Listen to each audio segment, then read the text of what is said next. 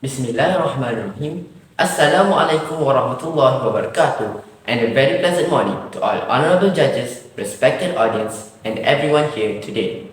First and foremost, I would like to ask for all of you to focus and give full attention to my speech today, as I will not be giving some small talk about something as simple as A, B, and C, but instead, I will be giving a recall to whoever wants a remind.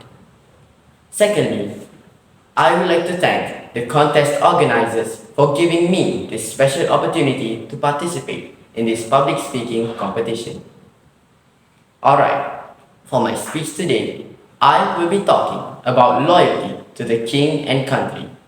Ladies and gentlemen, the people of a nation, or we could also say as citizens, are people who are inhabitants of a particular town or city. These people would live under the king's power and wealth.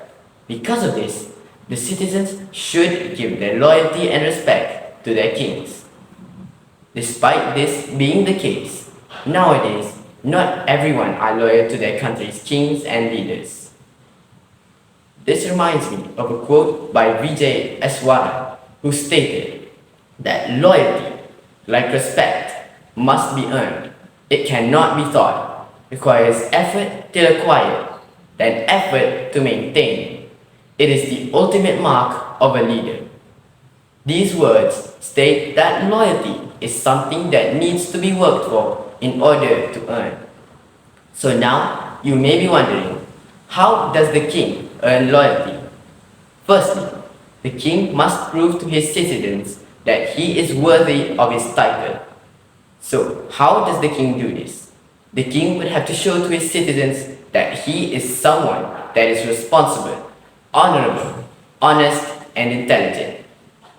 Secondly, the king must be ready to sacrifice anything in order for the safety of his country. Lastly, and most importantly, in order for the king to earn the people's loyalty, the king himself must be loyal to his country. Ladies and gentlemen, Ronald Reagan once said that the greatest leader is not necessarily the one who does the greatest things, but he is the one who gets others to do the greatest things. With that being said, I would now like to move on to my second point, which is the importance of having loyalty to the king and country. Like Ronald Reagan said, the king, the best leader, doesn't exactly have done the greatest things, but he is the one who gets others to do the greatest things. So, how does this work? Well, the king doesn't exactly have direct contact with the amazing things that the people have done. An example for this is in a war between nations. In a war between nations, the king doesn't exactly participate for the most of the time, but the king works more like a symbol, as he is the one who guides and picks the leader to help lead his country into battle. So now, you may be wondering, what would someone do when they are loyal to their country? You may think of being loyal to your country as in taking part in wars, serving the military, or even serving the police. Well, not exactly, as just contributing to campaigns run by the government, or even just being a responsible citizen shows that you are loyal to your king and country. Ladies and gentlemen, I've talked about making sacrifices in defending your own home countries. And of course, salutation to all volunteering warriors who fought in order to defend their own home countries. But now, I would like to talk about making contracts and citizenship.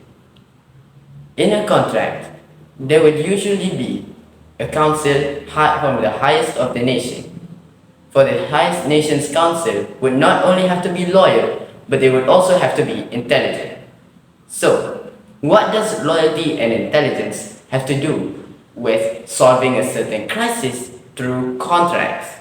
Well, without loyalty and intelligence, the country could fall apart as the deal might not be balanced. So, in a deal between peacemaking, both sides are guaranteed to receive peace. But there would usually be other conditions in order to make this happen. So this is where the council's part comes into play, as the council would be the one to review those conditions in order to make sure that the deal is balanced and fair for both sides. Ladies and gentlemen, as I approach to the end of my speech, I would lastly like to talk about why we should be loyal to our king and country. Loyalty to the king and country compels us to stand tall, united, and also completely support our nation's interests and values. Secondly, the king has sacrificed a lot for the country. And although there are some citizens who have went out and sacrificed their lives in order for the safety of his country, but the king is the one who has sacrificed a lot of time, resources, and energy in building the country. As the king would usually have to use his time in order for meetings and contracts to keep the country safe and harmony for the people. Sometimes we may stumble upon some people who just do not agree with the king's act of choice. But really, we should just sit back and accept that is what his decision is, because it is probably for the best. Ladies and gentlemen, in conclusion, loyalty to the king and country is like the spider and the web that strengthens our nation's connection. It is what shows value, unity, and also progress to our societies. Now, as the world keeps going forward into a more modern world, we should keep loyalty to the king and country going forward as well. Let's show our unwavering allegiance to our leaders and deep love to our countries, as we want a more revolutionized country in the future. Thank you, and long live to the king and country.